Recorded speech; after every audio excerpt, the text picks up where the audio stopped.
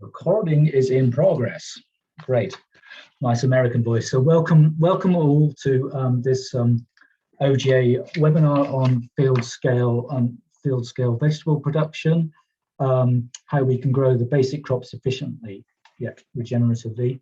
I'm Phil Sumption. I'm from the OGA. I'm going to first of all explain a little bit about these webinars.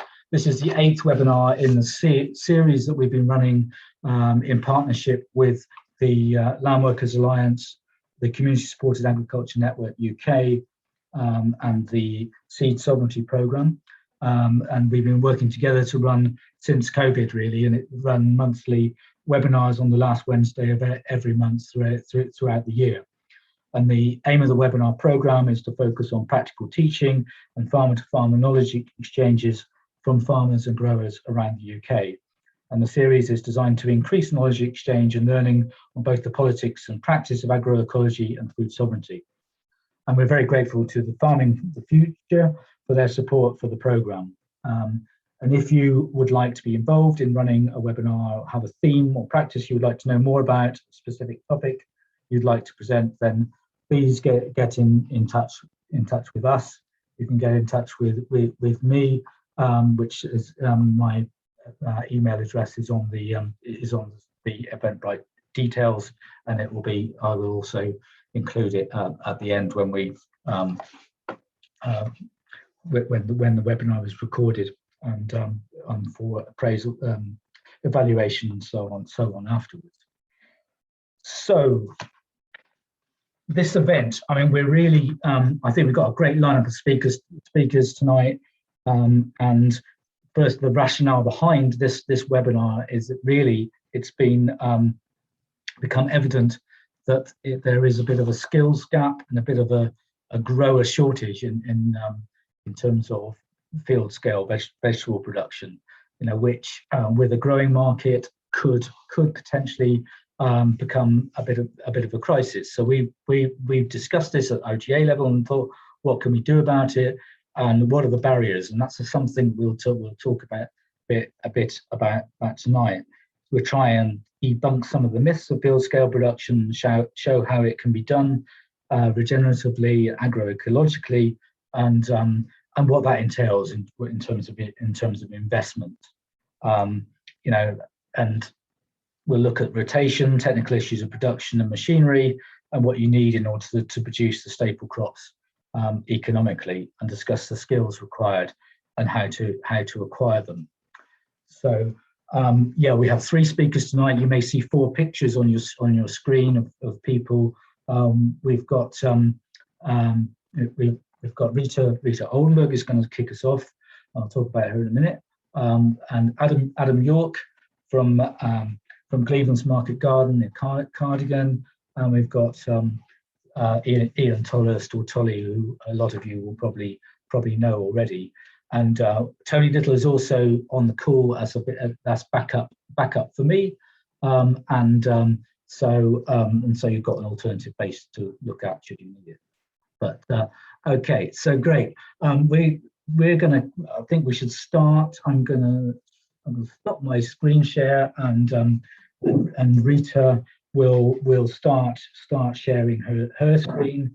I invited Rita to speak tonight because she started off. She's a relatively new entrant. She's down in Somerset at Pitney Market Garden, and started off on small market garden scale, and has gone into field scale production on a relatively small scale.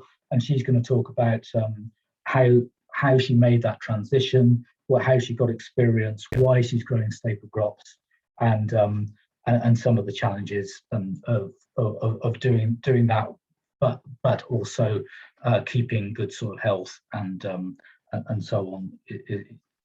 Will be covered in Rita's talk. So Rita will introduce herself anyway. So I'll have you shared your screen, Rita, yet? It's not. I can't see anything coming through. Hello, Rita. It's frozen. Can anyone Is it just Rita's frozen? Can anyone hear me?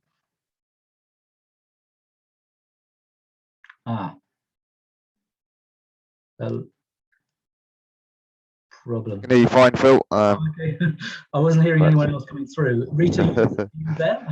I'm sorry. I don't know what just happened. I just lost connection, but I should be. Can you all hear me and everything now? Yeah. Sorry about that. Was that you passing over? Should I start? Yeah, if you can share your screen, and yeah. Brilliant. Sorry, I slightly missed that introduction. Just to say to everyone, just to remind people that if there are any questions as we go, then put them in the question and answer box, and we'll deal with them at the end of the talks. Unless there's anything burning that needs to be kind of addressed to me immediately, we'll deal with them at the end, and we'll go with the speakers who will roughly talk for about 15 minutes apiece. So yeah, take it away, Rita. Brilliant. Sorry about the scratchy start. Hi, my name's Rita. Thank you very much for inviting me to speak. Yeah, as Phil probably said, but I missed, over the next 15 minutes, I'm going to briefly introduce our market garden. I'll talk about how I got a tractor experience, field scale experience as a new entrant into farming, explain why we're growing staples at our market garden, and a little bit about how, and also talk about how we're using machinery, but always keeping soil health at the forefront of our minds. So a bit about our market garden. Myself and my partner started our market garden in February of last year. We're located an hour south of Bristol in South Somerset. We're at the heart of a traditional mixed farm, which has an on-site farm shop and cafe that we supply. So in the field we have just over 3 acres, and then we also have 5 polytunnels, so 2 30-metre ones and 3 8-metre ones, and that's including a propagation tunnel. We employ 1 seasonal worker for 6 months of the year full time.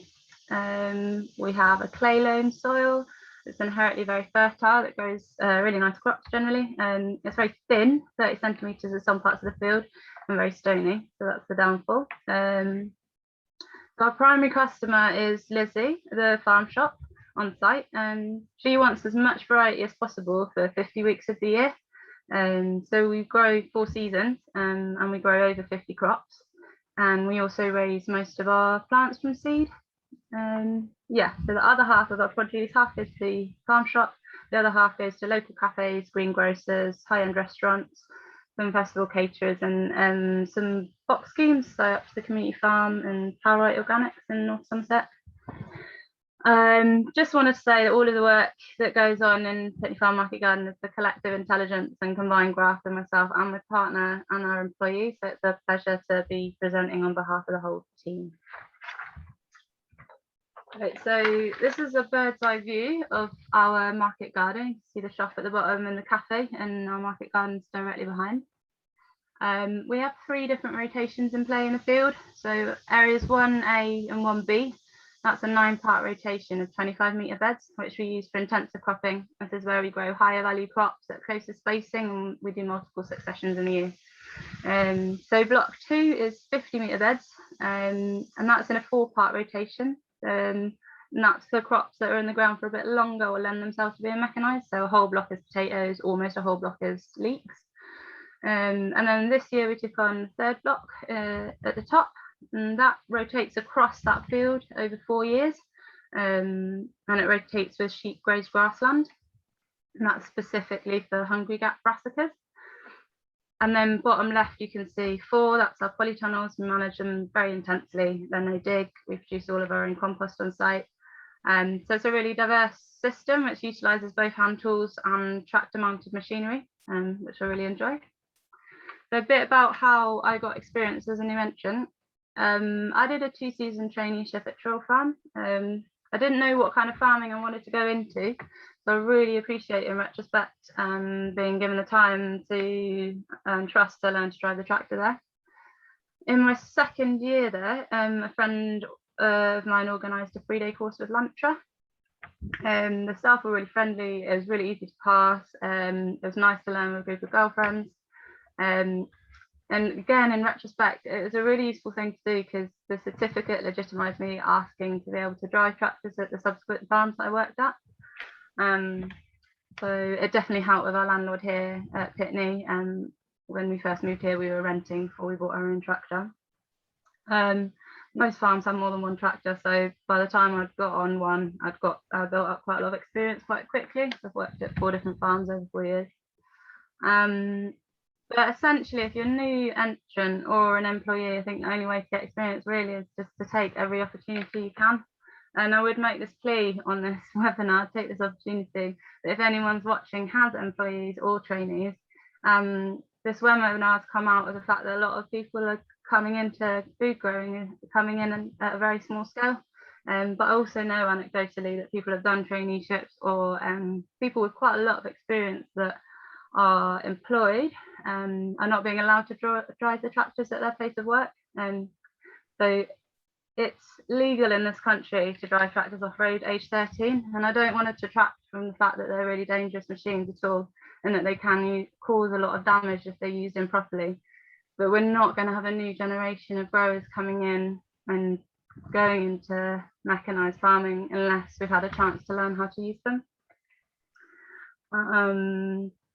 So we took the leap, bought a tractor, and it still feels very much as if we're learning, and we rely on experienced friends who work at a larger scale or older growers that we know for advice and support with what we're doing. Next slide. Sorry. Why are we going staples? Just a quick one. Basically because our customers want it, our market wants it, the on-site shop wants it, and at the end of last season we sent a questionnaire out to our off-site customers, and they overwhelmingly wanted staples as well as just not just the high value crops. And we've had feedbacks from kind of posh restaurants that they really value the taste difference in things like potatoes. So yeah, definitely wanted. In terms of food sovereignty, it feels really good to be providing our local community with staple crops. And finally, we're growing staples because we've mechanised, and that enables us to grow staples profitably. Essentially, if you can grow these less valuable crops efficiently and you have a short supply chain, it means that they are profitable. Potatoes are really simple to plant, ridge them a couple of times, lift them mechanically. Our storage is just plywood boxes in a barn that doesn't get any frost. It's very basic. They're really popular. Whistling through.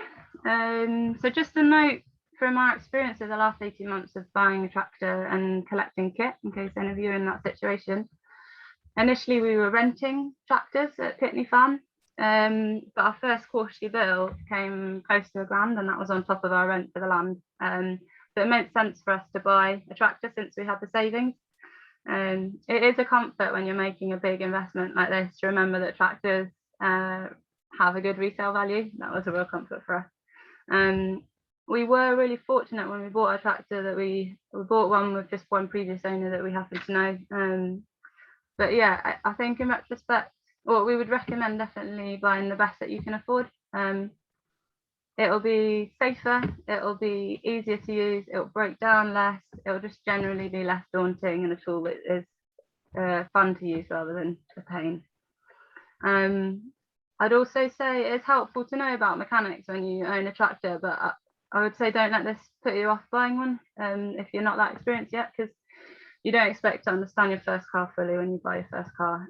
Tractor mechanics come out quickly, and I actually found the service manual for our Kubota amazingly readable. It was very clear, and we had a friend show us how to do a basic service. So we felt like we picked up the basics to look after our machine quite easily. In terms of buying machinery, tractor kit, there's loads around because not many people are going into small scale farming anymore, unfortunately. But getting friendly with other farms is definitely worth it. There's always stuff in the hedges. Our local mechanic had an old sugar beet steerage hoe that he sold us for 50 quid, pulled it out of the hedge.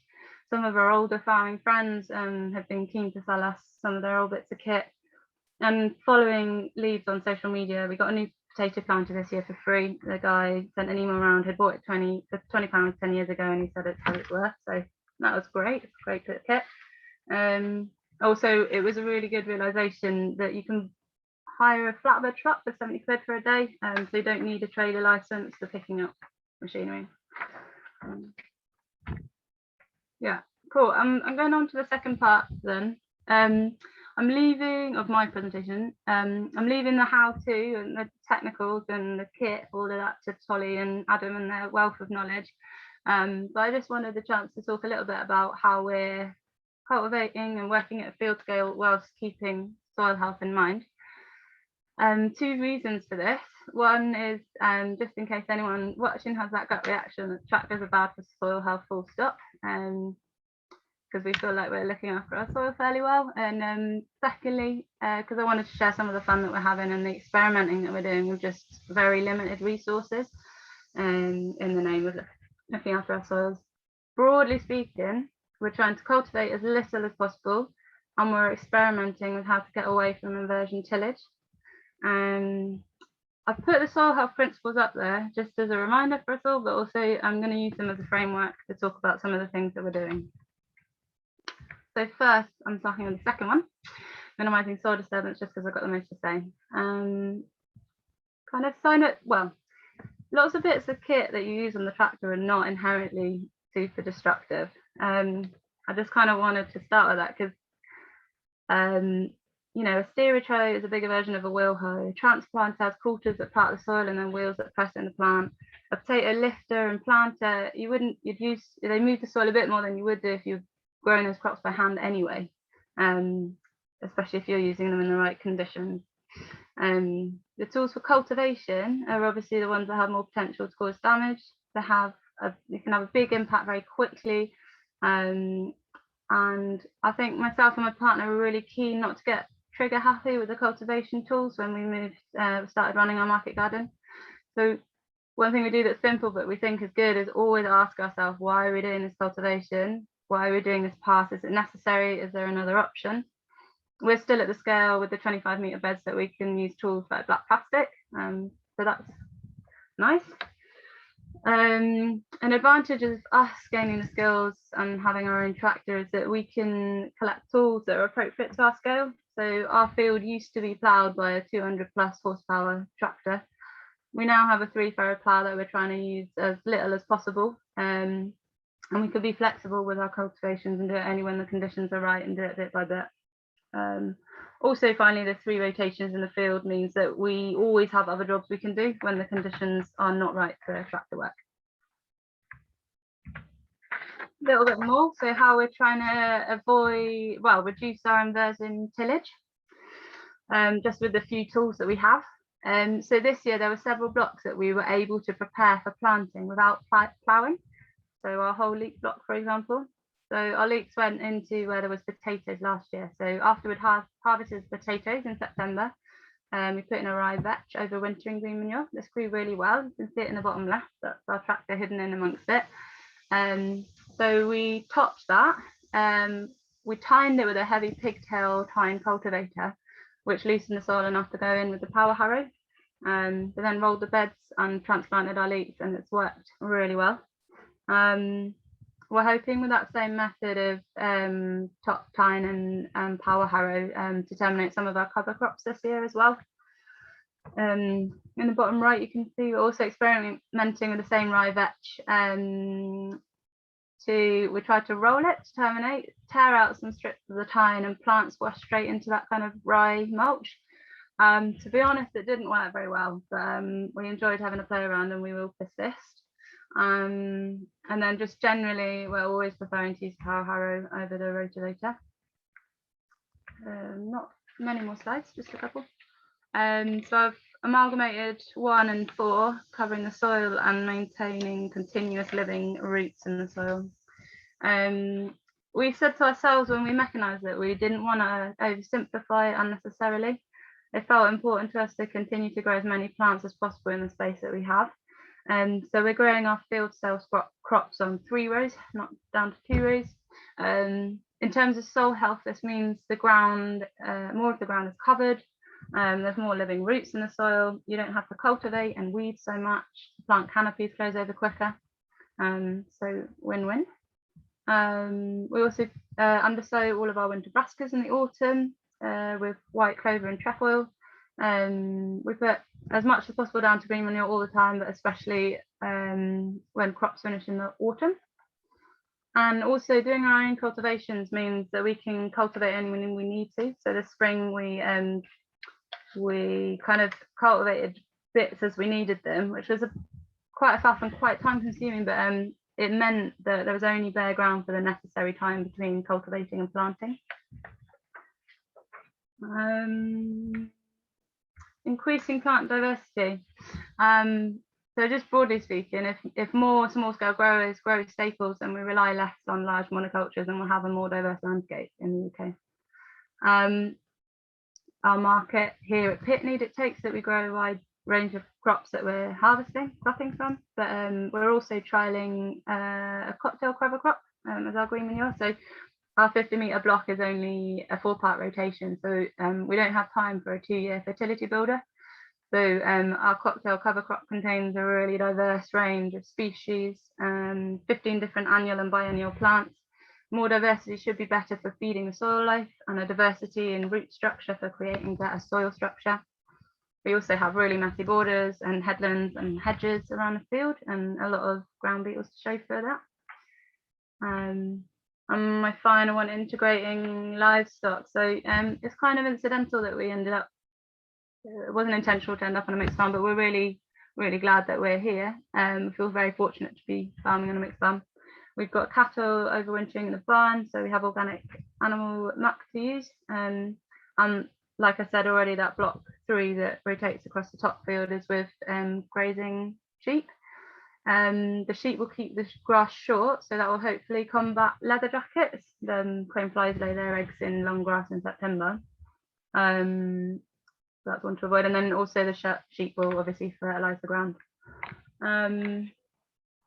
I think that's all I've got. I've whistled through because 15 minutes not much, but I hope that was of interest. Thank you. Stop sharing.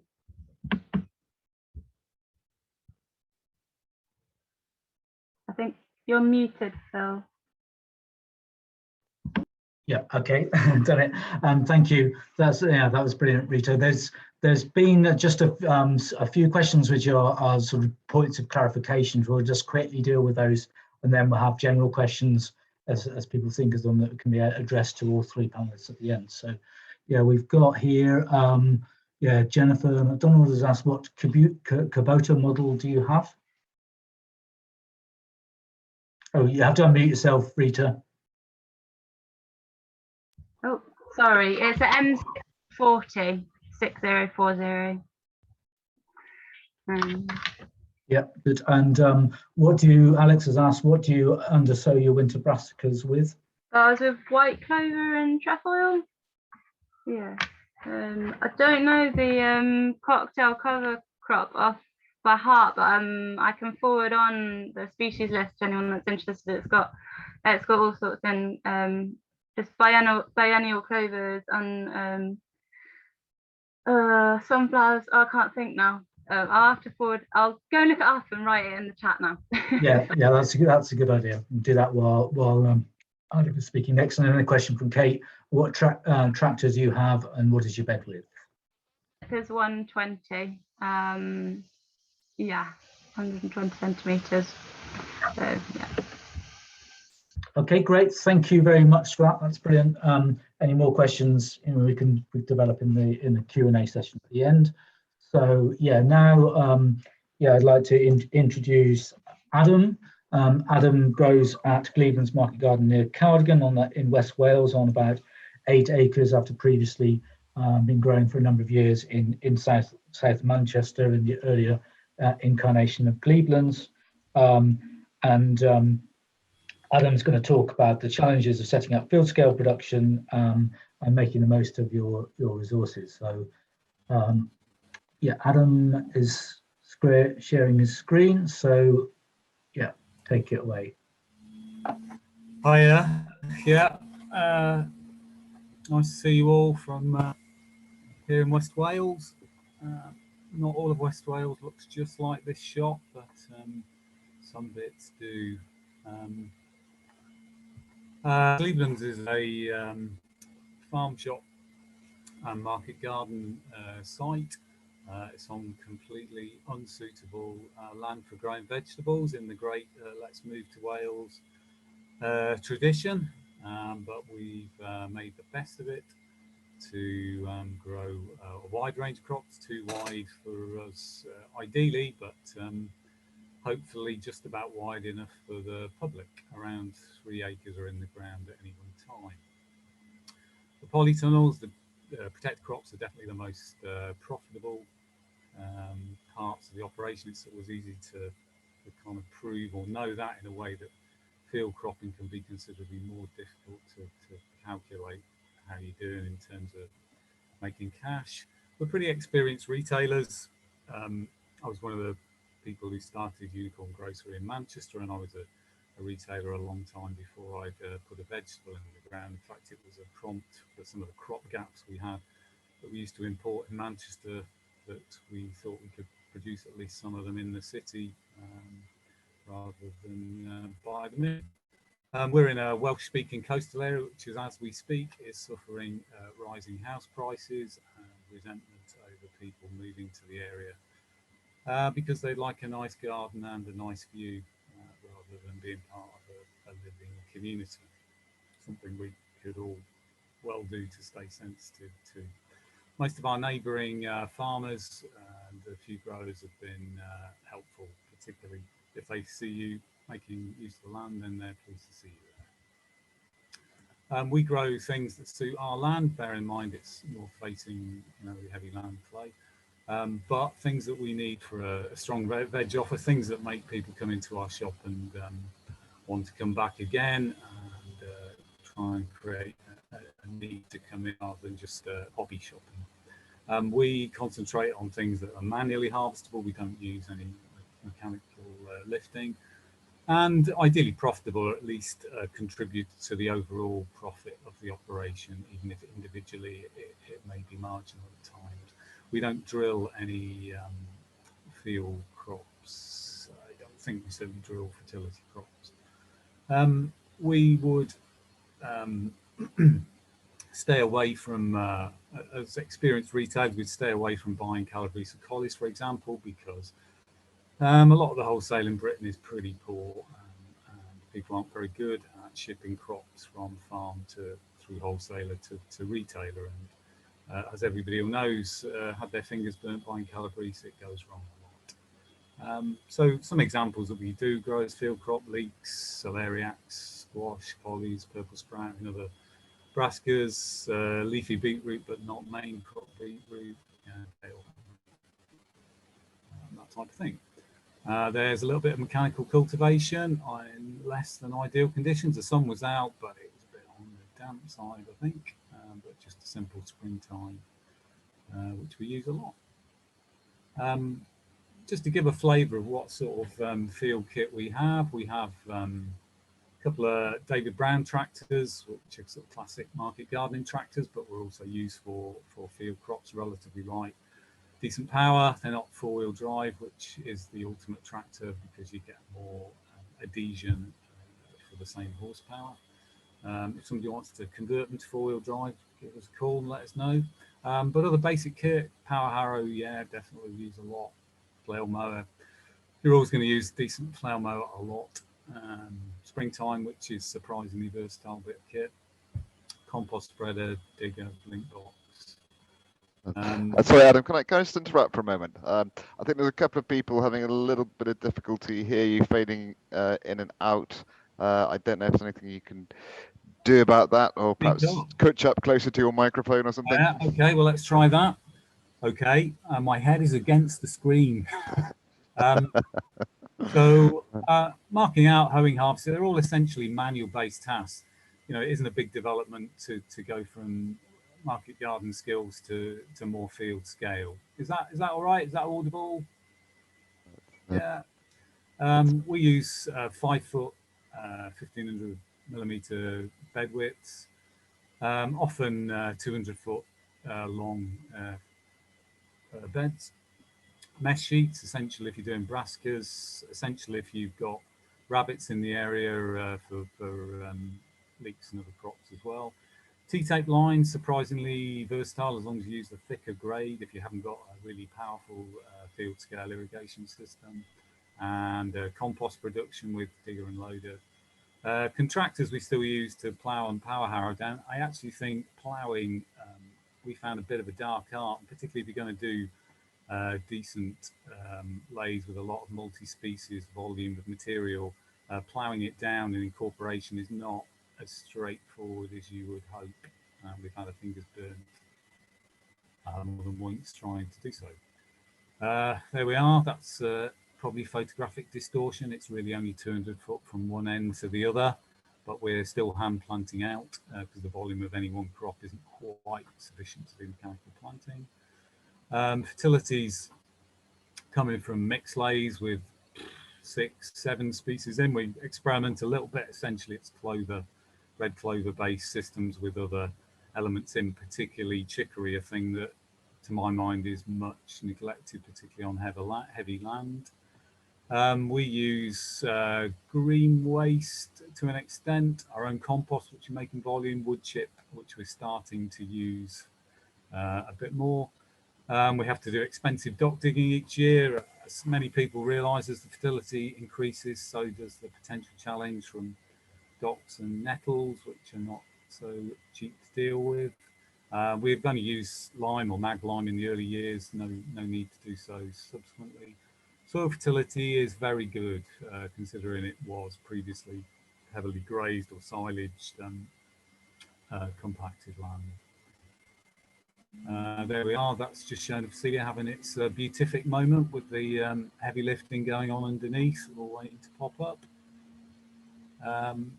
There's a yang cedar, which we do use a bit,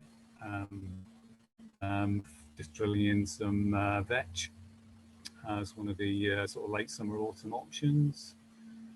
But just some examples of crops which we're doing in effectively a field scale. Leeks, there's just a little bit of data on those. Now we're doing it in a manual way with 10,000 is a lot to plant by hand, but with a decent team it's quite doable. We're doing efficient hoeing and cultivation. We're certainly using springtime fairly efficiently. The layout means you can pull a wheel hoe particularly through 3 rows, shift a lot of soil around and reduce the hand hoeing fairly effectively to my mind. It's certainly possible to irrigate 3 rows of leeks fairly efficiently as well. And we have a trial with the TerraTech Biodisc hoe this year. Not so clever on sloping ground, but a neat bit of kit nonetheless. And there they are, looking beatific, and you don't get so many decent leeks in trade. They seem to be coming in this year sort of, I don't know, maybe 400 grams a piece, which is, yeah, it's quite pleasing. It always impresses the neighbours at the very least. Just brassicas, that's always the biggest part of our rotation, everybody else's. Problem with most rotations is how do you get the other bits to work? It's easy to fill the brassica bit, but we're basically doing pretty much an acre now of, again, hand planted crops, but because of the range of brassicas and the different dates, it's got to be several different planting goes and cultivations. So small scale handwork's still got a big part of that, even though the actual volume of crop can seem pretty big at times. We tend to struggle getting the bigger brassicas in deep enough. We've started furrowing out, and we're just developing a cultivator, which I still haven't finished, just to earth up a bit more efficiently.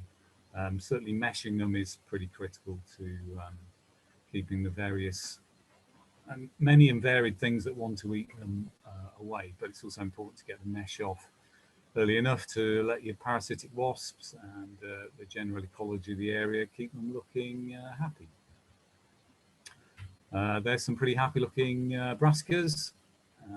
Despite the crazy rainstorms, at least we were able to get a few nice photographs. We didn't quite find the pot of gold, but we certainly saw a few nice rainbows. Squashes, I mean, I guess they can soon become a crop that is tempting to do on a larger scale. In our case, have we got the floor joists sufficiently strong to store them in our house before one of the floors collapses? But we grew squashes when we were in Manchester in a small area. To my mind, the yields make them a very profitable crop. It's more of a cultural challenge for, in many ways, conventional farming in Britain hasn't quite caught on to the fact that squashes are a viable crop, and maybe it'll get more competitive in the future, but at the moment they're quite a profitable niche. There's the stats on how we do them. Some years it works better than others, but they essentially need a sheltered location, and the yield varies a hell of a lot as to depending on how windy or sheltered the spring, late spring, early summer happens to be. But yeah, pretty happy with them. There's some of them just drying off, but we can't really undersow them. We have done that in the past. It's kind of difficult on our ground to do them in the way that we'd like, so we've concentrated on trying to get them mowed down, the groundwork down, resown immediately afterwards, and that's worked okay in the last couple of years. So just to draw a few conclusions, I mean, it's always going to be true that it needs to be profitable, and staying focused on that from the outset is great. I'm from a co-op background, flat pay structures, you know, the works, but as we say, unicorn, there's no social agenda without profit to pay for it. Otherwise, it's just hot air. We can do great things with soil. I think we'd argue we're being very regenerative to the soil. You know, we have better drainage, more organic matter, more carbon. All the indices would be quite positive, but we can only continue to do that in the long run if the operation is profitable, and ideally with successors and people who can earn enough money to see it as a serious career option, and hopefully influence other traditional Welsh farmers who are still the major landowners in West Wales to look at what they call green crops, or some of the crops we're doing, and think about a regional market, which was there until maybe the late 1980s, 1990s in our area, and maybe bring some of that back as prices and supply continue to get kicked around by Brexit and world food challenges. I mean, a few things to think about. Regional partners. I don't know that we could point to West Wales being a great region for cooperation and collaboration, but there's certainly people trying to do that, and we work with some growers in the area. We buy crops off one or two people. Obviously, it's a small jump to sharing kit with people, possibly a bigger jump to thinking about sharing rotation. Sharing knowledge is always possible. I mean, I would particularly argue that collaborating even with people who might you find as a competitor will still produce a mutual gain. We've all got information to share and more market to gain. If you bear in mind, in a town such as Cardigan, Tesco's and Aldi's, they supply, I don't know, maybe 95%, maybe higher than that, of the food eaten in the town. And worrying about what the other organic grower who sells 0.5% of the market is doing to your market is a bit of a waste of time. You just need to think about Aldi and Tesco's and getting people out of there and buying your stuff, and try and work with the other growers as best you can.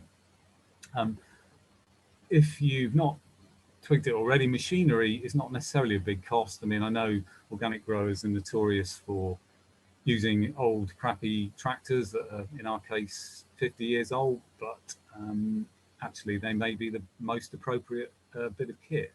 And you can still get old field scale or smaller field scale kit relatively cheaply. However, infrastructure to access bigger fields, to buy bigger fields, rent them, to have the space to process them, to have hard standing infrastructure, water supply, irrigation, they can be more challenging, and maybe they're the sort of things where you have to think collaboratively about what's around you. We've used a neighbour's borehole during one of the droughts. You know, not everybody can develop a fully equipped farm overnight, and some of that takes slow, steady investment. The tradition of fixing the roof during any Napoleonic War or something, you made a load of money, fixed everything, invested, and maybe the rest of the time it wasn't so profitable. But the infrastructure can be difficult, particularly for new entrants. Big scale or field scale is not necessarily more complex than small scale. If you're clever enough to operate spreadsheets, complicated dates, complicated yield and growing graphs around some of the high value market garden crops, then growing a field of root crops is kind of relatively straightforward. I'm not saying it isn't a difficult thing to do and a risky thing to do, but there's nothing intellectually that you couldn't potentially challenge. I actually think arable farming and looking at what a lot of them are doing is almost instructive, because it can look like an alien thing from another world, but it's not necessarily quantum leaps from being sat there growing market garden crops. Okay, well that sort of summarizes what, obviously there's a lot I could say about what we are doing, but just to try and give a flavor of the need to grow some things on a bigger field scale, because we just sell that volume, and some things are more efficient to do on a bigger scale, and try and incorporate into an overall healthy, wholesome system. Okay, thank you. Thank you very much. And I'm going to just some direct questions following the talk, just to quickly answer from R. Williams. Adam, brassica nets, you said you remove after 4 weeks. Do you then have problems with birds? We certainly don't have problems with birds. People generally expect cabbage white butterflies to destroy their crops, but generally speaking, cabbage whites will get under the mesh anyway, and they'll already be there. Part of the reason to get the mesh off is because the caterpillars are more efficiently destroyed by birds, but usually various types of wasps with a mesh off than they are on. Yeah, I mean, there is an issue with pigeons, but usually the timing with brassicas particularly is that as the crop covers come off, there's harvesting going on. Pigeons like eating barley grain, any protein-rich source, a lot more than they like eating leafy vegetables, and we very rarely get pigeons attacking field brassicas in that window. Obviously, later on in the winter, there's a whole different story, and you've got to keep the crop covers handy. Pulling them back on in a windy December or January is a particularly painful experience, but sometimes you have to do that. Okay, there's another question here. Adam, if you don't use, from Rob, if you don't use a module planter, how do you mark out for hand planting in the field? Well, I mean, some people do, you can sort of adapt a toolbar and, drag lines on. You maybe have seen people with power harrows and rotavators leaving mark lines. We don't. We just get our good old measuring sticks and some 200-foot reels, and we mark them out using that. We use a seed drill frame, either the Yang one or the other crappy plastic thing, and just mark out some earthway, a fine tool. We mark out the lines with that. Yes, there's probably more efficient ways of doing it, but because we're doing relatively small batches, it's still a fairly manual, high labor input process. Yeah, another one of just this one more question directly for you. The one from Jen I will leave till after Tolly, and that can be answered generally by all panelists. Hi Adam, what do you do for carrots and parsnips? We grow some hungry gap carrots in the tunnel, which we're okay at, not brilliant. I personally wouldn't contemplate growing field scale carrots. Obviously there's quite an issue with root fly and covering them, but people drilling parsnips and carrots is quite a skill. You need to be able to flame weed efficiently, you need to be able to mechanically lift, and that's not a jump we wanted to make. It obviously depends on your supply. Sometimes people have no choice, but there are still people doing those jobs very well, and it wouldn't necessarily fit into our existing system to take on those additional skills to do that. I mean, it's a particular thing doing certain types of root. Small seed roots with precision drilling, flame weeding, mechanical lifting is a thing, and trying to do that thing as well as lots of other things doesn't suit us. Okay. Yeah. All right. Thank you very much, Adam. Then I think we'll go directly now to Tolly. So Tolly is known to most people. Mostly, if you're UK based, you'll know Tolly, who's been growing organically since 1976. One of the most experienced and respected organic growers in the UK, and also an advisor. He's growing 17 acres of field vegetables in addition to intensive crops and 2-acre wall garden with tunnels, etc. Supplying mainly a box scheme and a small farm shop, veg shed, and farmers markets. So Tolly will outline basic machinery requirements, rotations, and fertility building needed for growing the staple crops. So yeah, Tolly. Right. Are you hearing and seeing me? You are? Okay. Right. I'll start with, this is my field that I like to call like 50 shades of green. It's actually not quite 50, but there's actually 38 different brassicas in that 2-acre plot, to give you some idea of the sort of diversity that we have to go into. The business, really, we've been going a very long time. We've been on this site for 33 years, and we've been established since 1976, which I don't know if anybody old enough to remember, but it was a seriously bad drought year and a really bad year to start any farming activity. We had 0 rain between the end of mid of April and the middle of September. When I say 0 rain, I mean absolutely 0, nothing at all. And that kind of shaped my policy for the rest of my future career, when I never ever wanted to see a drought as bad as that again. And I invested quite a lot of money in irrigation, which I'll tell you more about later. We're producing over 100 different crops. Not all of it's in the field. We do have 2 acres of walled garden, very intensive. We've also got polytunnels. We've got no dig beds in polytunnels, and we've got smaller area cropping, but we are predominantly field scale producers. We're very much dependent on our local sales. This wouldn't work as a wholesale unit. We're not big enough. We are quite small in terms of field veg. I still think we're very small. 17 acres in total is not particularly big. And we are primarily a self-sufficient system. We're looking very much at our carbon footprint. It's something we measure continually, and we've developed a system which is very positive in its carbon element. And we've been doing this now for long enough to have good confidence that this is going to work in the long term. So there's a farm shop. I love this picture taken by one of my neighbours one evening. It's open 24/7. We never stop.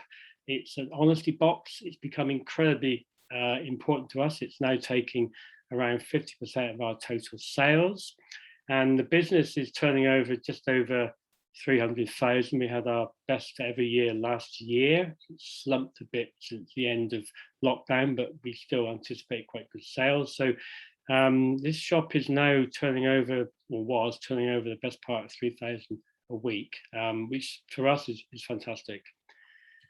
So on the site, well, this is not our soil and this is not our site. Our soil is pretty crappy. We're also grade 3B, very stony, less than for the soil, in fact, less than 8 inches, very alkaline. But the ideal really would be a free draining sandy loam. Now, I know very few growers actually who are on ideal sites. Most of us are on pretty marginal sites. It's rather unfortunate. All the conventional growers have bagged all the decent land, and we've been left with the margins of West Wales and other sort of slightly undesirable places to farm. High level of fertility, of course, goes without saying.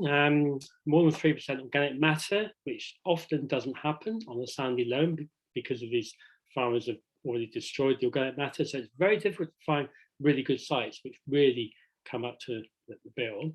Level or very slight slope to the south. I kind of feel slightly sorry for Adam facing north. I know how that is. I did it in Cornwall, 800 feet up, and it's not a pleasant experience. But yeah, level or very slightly to the south is really very helpful. Now in UK, southern UK, irrigation really is becoming pretty much essential. We're getting increasingly unreliable rainfall. If you're further north, this is less of a problem if you're in West Wales. I think irrigation is perhaps maybe a bit of a luxury, but even there, I would still put it as being a fairly useful tool. If it's possible, you will do it. You need a scale enough to be able to utilize equipment. And I tend to think that sort of 5 hectares or 10 or 12 acres is the sort of the lower end of profitability in terms of making this work. I know people do it on smaller areas, but anything over sort of 10, 12 acres, you can build a decent rotation and you can use equipment much more efficiently. Irrigation potential is really important. If you don't have water, if you're in the south, you are going to suffer badly. More than 2 years from virgin lay. Now I've experienced this, and I'm sure many other people have too. We all know what happens when you take on virgin lay. It's a serious nightmare in terms of primarily wireworm. So this is a big, scary thing, and I'm always quite concerned when I hear of people taking on very old weedy pastures, because I know that 95% chance you have of a serious wireworm risk. Perennial weeds under control, again, this is something which often we don't get an option. If we're taking on virgin lay, very often it will be very weedy, often contain latent dock seeds, or it may have cooch. I mean, these things all need to be dealt with during the conversion from grassland to vegetable production. Freedom from rabbits, yes, we've had to experience some serious problems with rabbits, and the practitioner ideally needs to really have some vegetable experience. The picture here, this was our squash crop about 3 weeks ago. This is the last crop in our rotation, and this has been undersown with a very diverse mix of green manures. It's in total is 25, 30 species there. I'll tell you a bit more about squash, because Adam's mentioned squash, and squash for us has become really quite an important crop. Right, the 4 Ws. Now, if you're going to look at a site, this is what I always try to get people to think about. If you're going to a new field, and many aspiring field scale growers will be, it's the 4 Ws. It's weeds, wireworm, water, and wabbits. And you will find that every site contains pretty much all of those 4 problems. The water thing is either too much or not enough. And if you're in the area where it's very wet and you have land which is waterlogged in the winter, you probably don't want to be growing veg there. So really, site assessment is really important. You really need to know what you're looking for. If you don't, you really should get somebody local in who knows about the site and understands something about perhaps how it is. Looking at sites, the best time to do it, middle of winter, January, February. Don't go and look at a site in July. You get a bad impression, you get a false impression. You go at the worst possible time, which is in the middle of winter or very early spring. This is our 2 fields here on the picture. We're not very far from the Thames. The Thames is just behind that sort of forest in the background. It gets right up to the very edge of our field. The field between us and that woodland does flood in the winter. The hedge you see there with the trees, I planted myself over 33 years ago, including the trees, which are now enormous. And you'll see we're kind of strip grazing. It's all in rotation blocks. And in the very foreground, we have the agroforestry field, which at this point in time is primarily in green manure mixes. There's potatoes on the far right-hand side. This picture was taken about 6 weeks ago. It's taken from the hills. We're just below the Chiltern Hills. Right, rotations. This may not be the rotation which you'll end up with, but it does give you an example of a rotation. It doesn't have to be as long as this one. We have a 7-year rotation in the field. We have 9-year rotations in the garden, and we have 5-year rotations in the polytunnel. So we have 3 quite separate rotations. The important thing about rotation is that you really need to think hard about how you're going to maintain fertility. You cannot continue to crop vegetables without a fertility burden crop at some point. And if you are organically registered, you have to do it. There is no option. You have to have a fertility burden crop, which contains a legume. And that doesn't mean to say you can grow peas or beans, because that is not a fertility burden crop. I meet so many people who think they can put a crop of broad beans in and they've built fertility. You don't. You just take a whole lot of fertility away. So fertility building is really important. And we put the fertility building component really at the key, at the head of the rotation. And the picture there shows you one of our fertility building plots from just a few weeks ago. Adam mentioned chicory for heavy land. It's also really good for light land. Chicory is a fantastically good crop. I do not know why everybody's not growing. It's my particular, my latest fetish really is chicory. And it's been going on for quite some years. I'm really passionate about chicory. It's a great fertility builder. But it's not just chicory. Within that mix, we have red clover, white clover, lucerne, trefoil, sainfoin. And there's around 20 different wild flowers, which only really show up in the first year of the fertility building lay. In the second year, they're gone because all flowering weeds disappear during the fertility part of the rotation. This builds a massive amount of biomass. This will get to well over 2.5, sometimes even 3 meters tall. It's done particularly well this year because we've had quite a bit of rain. But it really is the most important crop. And to this, we're adding wood chip as a means of improving the carbon content. And then we're into the first cropping year, which is potatoes. We like growing potatoes primarily because they're really easy. For us, they are one of the easiest crops to sell. We sell about more than 25 tons a year. And it's been going up. It particularly good last year when all the pasta ran out in the local shops, and we sold huge amounts of potatoes in a short period of time. It's a really good crop, easy to grow. It's not one that everybody wants to do because you do need the kits, you need the equipment, you need to think about storage, which we don't have state-of-the-art storage. We have straw bale storage outdoors and some building space, but it's not ideal. They're bulky. You know, we lift about 20, 25 tons a year. It takes up a lot of space, but it's a very profitable crop because it all goes direct to consumers. So we're selling potatoes at around £1,200 to £1,300 a ton. And on good years, and we've had 3, not so good this year, we've had 3 really good years in the past, we've exceeded 50 tonne a hectare, which is a magical figure to get in the organic system. So we're really keen to keep spuds going.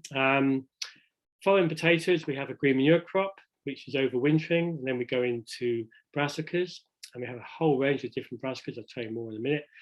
That's also overwinter with a green manure. We're relay sowing into the brassica crop, so we're sowing direct into the crop later in the summer, early autumn. And then we're following up Valiums. This is primarily onions, leeks, a whole range of different allium family. Root crops come in year 6. Root crops is the only time we don't have a relay green manure or overwinter green manure. We've tried it, it gets a bit in the way. Our land is not ideal for root crops. It's very stony, it's fairly wet and pretty sticky in the winter. It's very difficult to get crops out. We nearly always end up hand lifting because it's too wet for machinery. And we've found that green manure doesn't work there. We only plough, within this rotation, we're only ploughing 3 years out of 7. And the final crop in the rotation is squash, which is my other most favourite crop because it's also very lucrative, and for us, it appears to be ridiculously easy to grow. And also we're using the squash as a means of getting our long-term fertility building crop established. So we're undersowing that during early July, basically. Then we're back to year 1 and 2 again. All right, I won't go into, I hate people who put all these big tables with loads of figures up, so I don't expect you to read this, but I'm sure if you want to refer to it, you can. It's about cropping plans. If you're going to run a farm, you need a plan. If you're going to grow vegetables, you really do need a plan. And this is just one tiny component of our cropping plan. It's one of the rotational blocks. It's year 4 of the rotation. It's the brassica family, which does take up a big chunk of the rotation. We've made all our rotational blocks the same size. So we grow 2 acres of everything, basically. within that brassica area, we have, I think there's over 35 different varieties of cabbage and various brassica. But that information you'll see there gives you everything you need in order to get the crop done. It tells you the crop, the variety, whether it's modules or peg plants, how many rows, the length of the row, blah, blah, blah. All the information you need in order to get the plants and the seed in the right quantity, in the right place at the right time. You need to have a plan. You cannot do this sort of intensive, very complex cropping without a plan. And my plans have got increasingly complex as the years have gone by. And I keep trying to make it simpler, and I cannot stop myself from adding more varieties every year, despite the fact that I've been told I must not add more to my cropping plan because it's too bloody complicated. But I just love adding different things to it. So yeah, don't start with a plan like this. It's much too complicated. You don't want to be growing 35 different brassica in one plot. Right, moving on, equipment. Yeah, we've got a whole range of stuff. I mean, I've spent 45 years of my life collecting equipment. So obviously I have a lot of stuff. This is not by any means extensive. We have tools that we only use for a few hours a year. The tractor, we have three. I can't get rid of them, I'm afraid. I have one from 1970, which I bought when it was 10 years old, and I still have it, a Ford 3000. It's great. It always starts. It's not so good for stopping, but it starts really well. It's really handy. It gets used for little jobs. We also have a Zeta, which is primarily on irrigation duties. It's running the pump most of the time. We have a Kubota, which is our sort of flash tractor, and that's a Kubota there with my daughter's dog Max, who just loves being in the tractor, but I don't fit with him. He's too big, so I have to stand outside while he's inside. The Kubota is 59 horsepower. I absolutely love it. And in fact, if I could take it to bed with me, I might. It's fantastic. I mean, after having a Zeta, this is an absolute dream. It's like having a Rolls Royce. It's hydrostatic. It's forward drive. It's very light. It's incredibly nimble. It's powerful. It's ridiculously easy to drive. It's got air conditioning, which is something I wouldn't have dreamt of 20 years ago. It's even got a decent seat and a cab, which is leak proof. These are sort of things which, when you get to my age, get a little bit more important.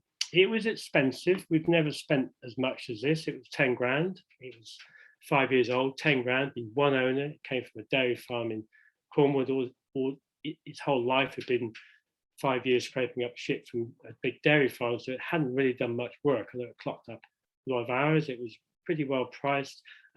Absolutely nothing has gone wrong with it in the 6 years I've had it, which is more I can say for my Zeta, continually dribbling body fluids from all over the place. So tractor, really important. And then plough, I'm going to go through this bit by bit really. So with prices, now the prices are kind of what you might expect to pay for decent mostly second-hand equipment. You can get stuff cheaper. Depends how you look around. The plough is a Ransomes, and I think Rita has the same plough. It's a Ransomes. For the nerdy ploughman amongst us, it's a Ransomes TS90, which is actually a competition plough. So they are quite sought after, and they can be quite expensive. It doesn't plough deep. Fine, I don't want it to plough deep. It doesn't go more than 6 inches, which is good because that's about all the soil we have anyway. It's very, very easy to use once you get the hang of it, but ploughing is a bit of a black art. It does take quite a lot to get the hang of it. It works really well on this land of ours, which is stony and very, very nasty. It wears out plough points every 2 acres. Our land is hugely abrasive. So primary tillage, the power harrow, we do have a very ancient rotor spike, which is like a rotavator. And I tell most growers, if you have a rotavator, just almost never use it because they are so damaging the soil structure. The power harrow is much less damaging, particularly this model, which has round tines rather than life tines. Round tines are much less harmful to soil structure. This is one of the few pieces of kit which we bought new. This was bought just a couple of years ago to replace a very ancient Rotera which I'd had for nearly 30 years, which originally cost me 2 grand. This one cost me nearly 9 grand, and I expect it to live me out. If it doesn't, something's seriously wrong. It's an expensive bit of kit to run. We have to replace the tines every year. That's 500 quid. I cannot actually imagine life on a vegetable farm without a power harrow. I really can't. I mean, yes, you can use spring tires and everything, but with this, it's one pass, job done. Trailer, yeah, it's not primary tillage, but really important bit kit. The Ford is, yeah, from 1970, still works. The trailer is also from 1970. It's all original, apart from the ram, the tires, the sides are replaced twice, and the floor replaced 3 times. But apart from that, it's quite original. So it's like Forester's axe. Secondary tillage. Now we have a whole range of stuff for secondary tillage. The power harrow is used quite a lot, but spring tines, we've got several sets of these spring tines. You can pick these up for often less than 300 quid. In fact, this one I seem to recall I got for 25 or 30 quid. They are still very available. I think Rita mentioned there's a lot of small kit still around, and yes, it's often lying around in people's hedges, and it can often be got for very little money. So they're really useful. This one is set up for row work. So this was actually set up for cultivating squashes. I have another one for other rows. All of our row crops are set at exactly the same distance apart. There's no differentiation between, so all the equipment fits the rows. And because we grow potatoes and we don't want 2 completely different growing systems, we have everything set up what used to be 28 inches, but is now 740 millimeter, I think. Yes, 740 millimeter. All our rows are set to that. So we use spring tines for a lot of inter-row work. The fancy new red piece of kit there, which I only bought a couple of years ago, I got primarily so I could go back and cultivate 2 rows only, because often we take some rows out and we have a couple of rows missing, where we take crops out. It's very difficult to get in with any machine. This is narrow enough to get down and cultivate 2 rows. It's a great piece of kit. It's a really good primary secondary tillage tool. Does a lovely job. Spring tines and the crumbler bar. Very easy to set up. Seed drill, yeah, you can pay anything from sort of 400 up to almost 1,000 quid for Stanhays, depending on how many belts and how many boxes. This one originally was a sugar beet Stanhay, which had 8 rows, and I still have the other 6 boxes. So I've got enough spares to last me for forever. And now they're down to 2 rows. Stanhay is still a very good seed drill. I've got much more proficient at doing direct sowing in the field in the last few years, and I love direct sowing. It's so easy. We've got a whole range of belts. The belts are wickedly expensive, but the thing about Stanhay is it's very simple technology. Anybody can understand how to work this. There's almost nothing to go wrong with this bit of kit. It's very accurate, incredibly accurate. It's every bit as accurate as a modern vacuum drill, provided you have the right belt. The big disadvantage is that for some crops, you have to have graded seed. And I'm having real problems getting graded seed. The main organic seed suppliers no longer grade seed. They've virtually all stopped grading seed, which is a serious problem because we do need graded seed. So seed drill, really, really useful. The 2 derelict machines in the hedge, stored in the traditional farm way. Both potato planters. The 250 quid one I've had since, I don't know, I can't remember. I've had it for probably 35 years.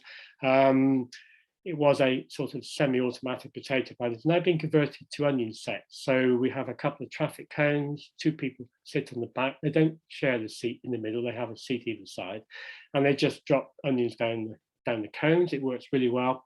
And the green machine under the tarpaulin is a German fully automatic potato planter, which I only use for about 4 hours a year. It's a great piece of kit. You know, I can whiz up and down a field. I can plant 2 acres of spuds in just a few hours. It's really useful. That was a bit more expensive than we normally want to fork out. The roller, this roller is considerably older than me. I think it's from 1920 or something. My plough, by the way, is the same age as me. It's from 1953. You know, this stuff goes on forever, really. So yeah, roller, you do need a roller. Rollers are really useful. And I have been thinking for years, I'm going to convert this one to hang on the hydraulics so I can pick it up rather than have to tow it around. It's a nightmare to tow. It makes the most awful noise. And it's not easy to reverse. The lifting machine, I put 450 quid. That's a bit of a lie because actually I bought this brand new in 1981 for £1,200. We had to borrow the money for that. That was a huge amount of money those days. That was more than a year, I think. It's still doing really good service. We bought it originally for strawberry plant lifting because we were big strawberry plant growers in those days. In fact, we were the only organic strawberry plant growers in those days. It does lift a range of root crops. It's not great on our soil because we're too stony and a bit too heavy-ish, but it does work really well. Onions, so it's used there for windrowing onions, so 2 rows go into 1. We use it for parsnips when it's dry enough in the winter, which is not very often, and we use it for carrot. It has the ability of going along and lifting a double row and leaving them sort of stood up but loose, but not on the surface. So you can come back a few days later and pull them out. It's a lovely bit of kit. They are available, not this particular model, but they are available. It's a shaking reciprocating bed lifter, if you want technical terms. The link box, well, what can you say about link box? I mean, you need more than one, you need 2 or 3 because they are so useful. The problem is the more you have, the more you use them for filling up with junk, which is not ideal use, but yes, the link box are really useful. Harrow comb, something else I bought new recently. I love this. This is great. For 600 quid, this is a brilliant bit of kit. It's a lifetime weed. It's primarily for harrowing grassland. It's for sort of pony paddocks, really. The beauty of it is it's very light.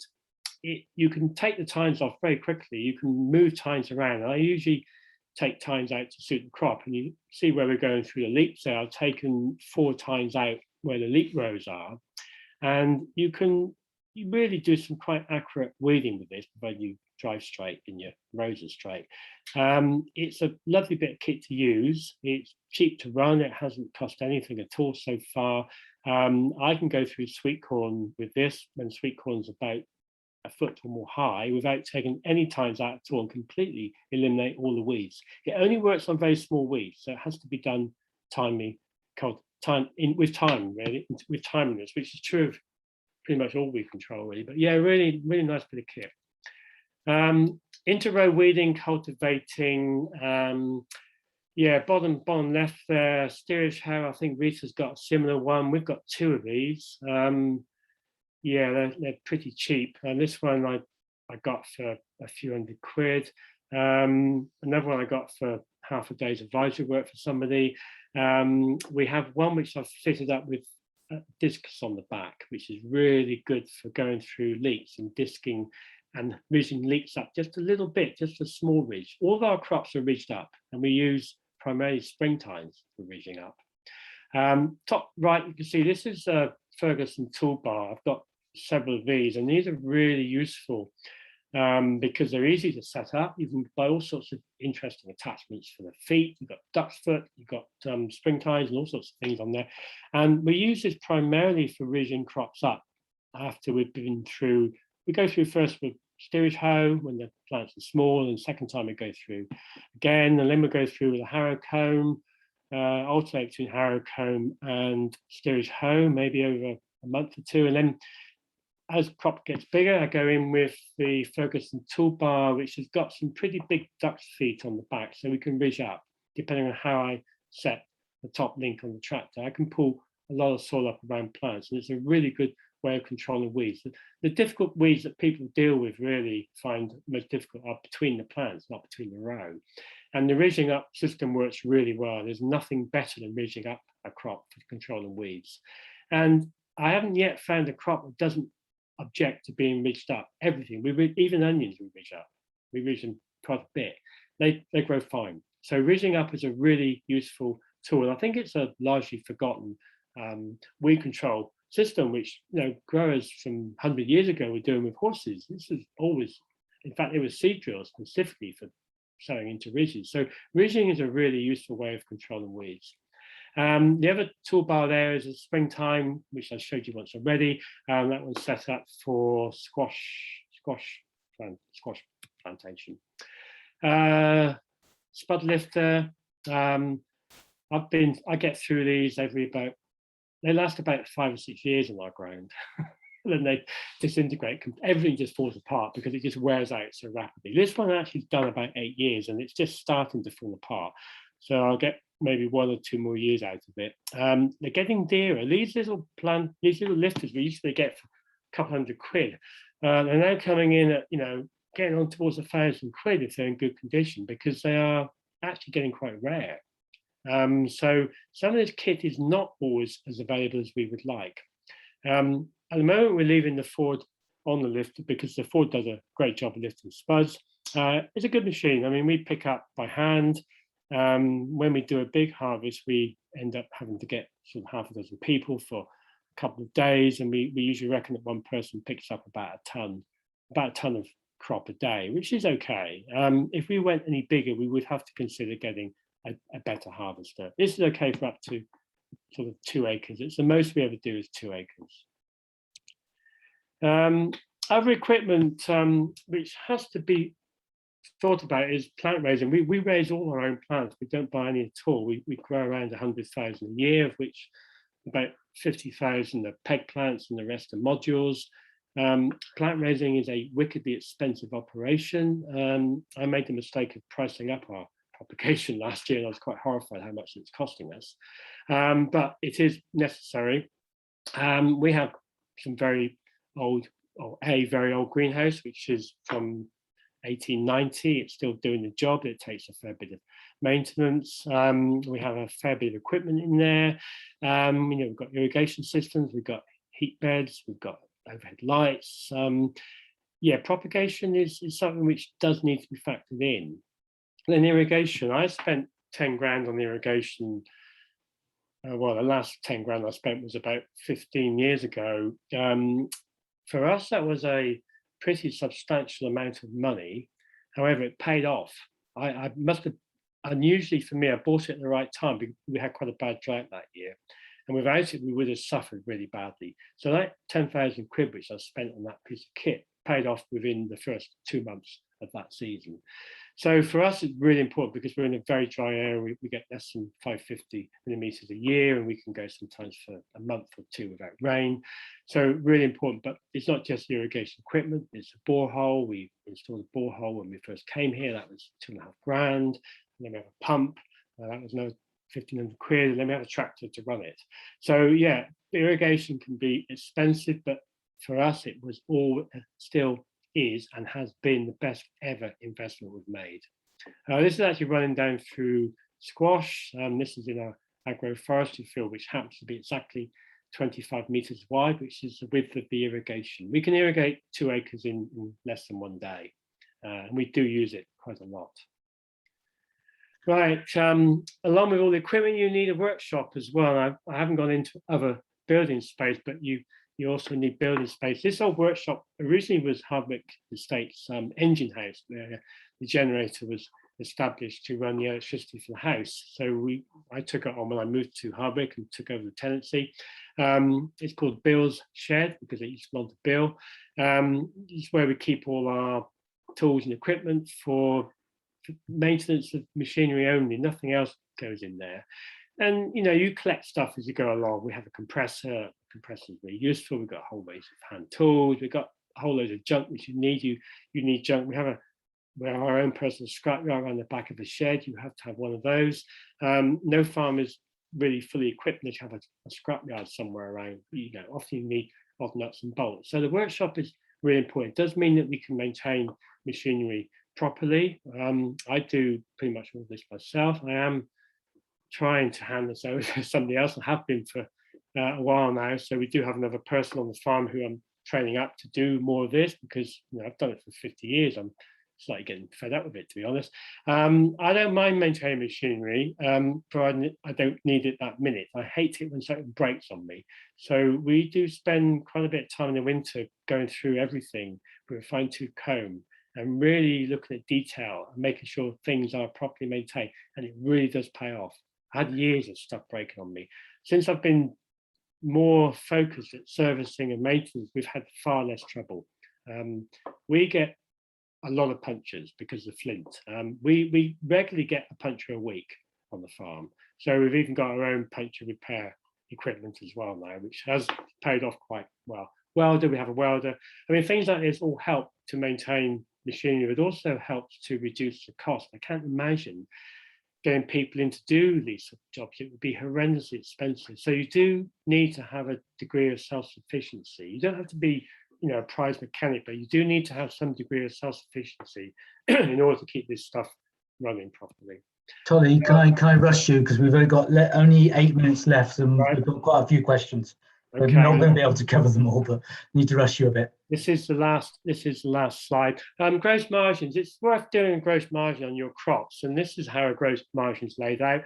I've put in my most favourable gross margin, which is squash, because it is for us one of our best paying crops. But you do need to consider the cost of growing a crop and where the money goes, because it's quite incredible how much money you can lose in certain things.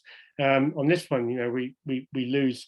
Quite a large value of this crop is lost through the storage costs over winter. We lose 20% of the crop from storage losses. Despite the fact we have a very good state-of-the-art squash store, it still is the main problem. So yeah, always worth doing gross margin to see where your crops are. Squash there growing in what was the green manure, which was sown earlier in the life of that crop. Finished. Thank you. That's brilliant, Tolly. Thank you very much for that. Yeah, I didn't really want to cut you off, but we've got loads of questions. I'll try and deal with some that are directly to you first. If I can find them. Okay, hold on a minute.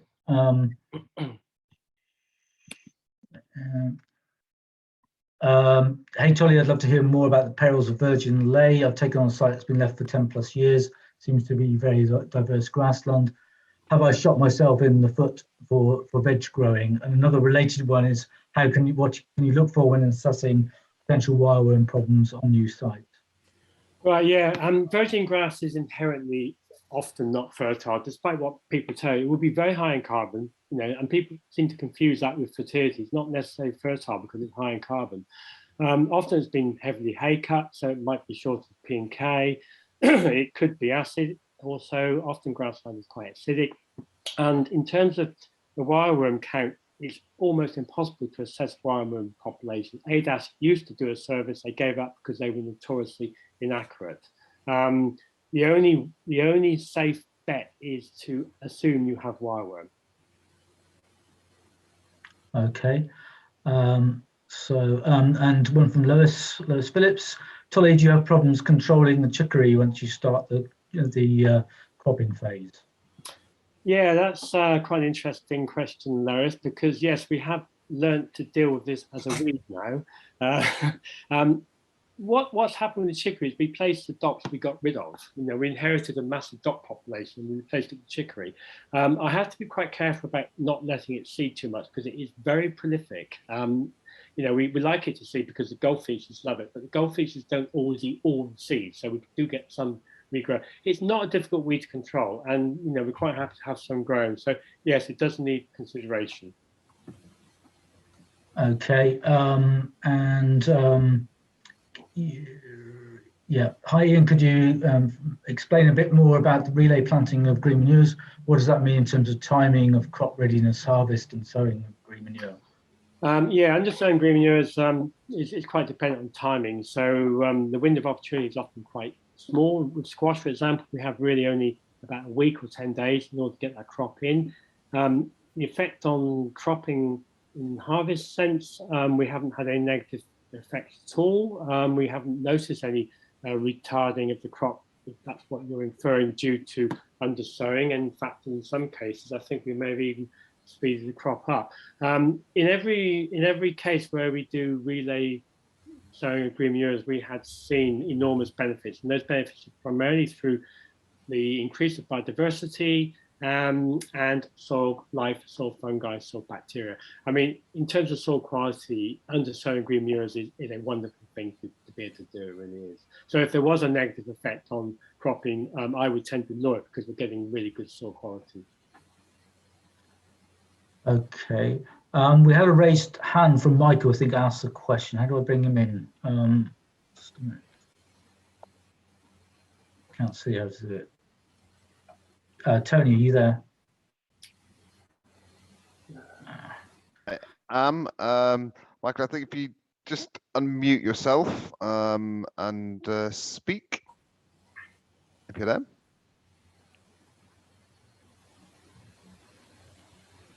Hello, you there? Hi, Michael. That's, Okay, we haven't got only got a couple of minutes Okay. left, so let's move on. So, yeah, one from Adam Beer. Tolly, where do you get replacement points for your Ransom's plough? Yes, forgot the name of it. It's a plough company, Westlake Plough Parts. Westlake. They do all the parts. Quite expensive, about 40 quid each. Yeah, there's one about relay planting. Maybe you've answered that. I don't know. I think, just because we can't. I don't think we're going to be able to answer everything here. So, yeah, how do you weed within your squash rows? Arrow comb up and down the road. The rows are planted in straight lines in both directions, so and they're 1.4 meters apart. So the tractor straddles a row, and we do it both directions. It works incredibly well. Yeah. Tony, did you want to say something? No, I was just battling with raised hands. If we do have time, there's a couple of questions that have come up in the chat, but we'll see how we go. All right. Yeah, there's a chat on how crucial is a borehole to field growing. In case of no rain, if any of the growers found that they can't irrigate everything, either one quick enough, or two, or by the time they finish, they're irrigating the same crops again. Probably universal. But anyone else want to tackle that? I think this year we've struggled for those reasons, and we're looking at boreholes again, just for the volume of water, really.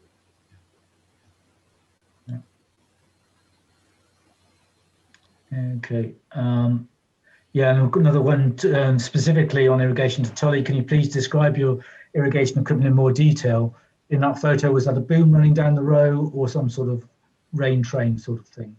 Yeah, it's a boom. It's a boom irrigation sprayer. It works its way down the row. It's a hose reel, so it's a traditional hose reel which is parked on the headland, connected to our main underwater supply, which I installed many years ago. And we're running at about 25 tons an hour, so we can get through a fair bit of water. We get through 250 ton a day, and that means we can do 1 hectare a day, which is 2 acres. You need to be able to do around 10% of your land area a day, if possible. We have huge capacity for water. We have a very good supply. Okay. There's loads of questions in the chat. I mean, real shame. I don't think we're going to be able to deal with them because you know, we've only got a minute's left. So I do apologise for everyone who's asked a question hasn't been answered. Yeah, we'll have to find some way of looking at those and sort of perhaps dealing with them retrospectively. But in meantime, I do apologise that we didn't get round to dealing with them. I want to thank our speakers. It's been yeah, a really great session, yeah. So I think we could have had it. We could have run for another hour probably at least. So time wasn't long enough. So thank you. And I want just to point out the next webinar in this series will be on the 29th of September. It is already up on Eventbrite now.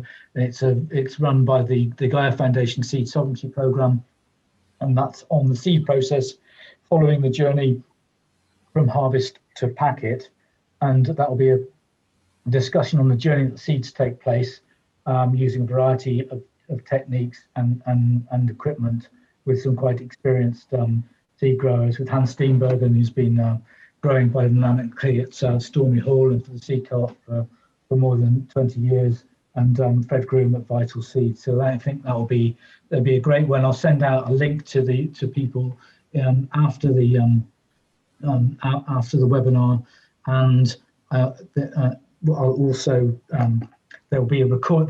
This has all been recorded, so you'll get an email after, probably tomorrow, with the recording. If you've missed anything and want to go back to it, the presentations are all on the chat.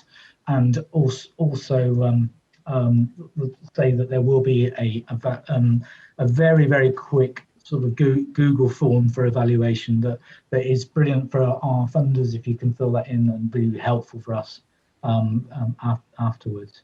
So I'd like to end it there and say thank you again. And if our panelists can just stay on for a couple of minutes afterwards, we'll just have a quick wrap up, and while people disappear and put the kettle on or whatever. So thank you all for participating, and hopefully see you at the next webinar next month. Thank you.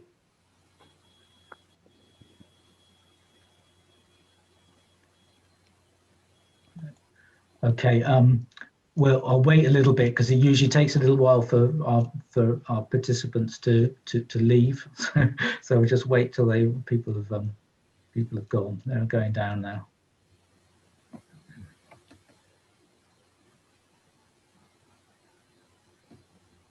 Still a few left.